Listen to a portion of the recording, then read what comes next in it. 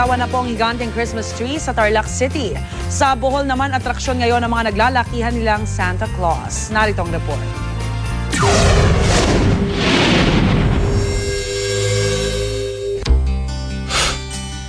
Naglagay ng isang malaking Christmas tree ang Tarlac City bilang pagsalubong sa paparating na Pasko. Nilagyan ito ng 76 na parol na sumisimbolo sa 76 na barangay sa lungsod at ng isang tala sa tuktok na siya ring insignia ng Tarlac City. Saksi ang maraming Tarlakenyo sa pagpapailaw ng kanilang Christmas tree na sinundan pa ng isang engranding fireworks display. Isang Christmas tree day ng atraksyon ngayon sa isang adventure park sa Dagupan.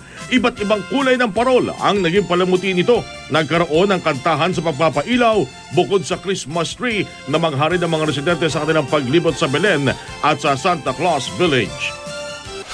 Bida naman ang isang Santa Claus na may dalang bag at bell sa isang mall sa Bohol.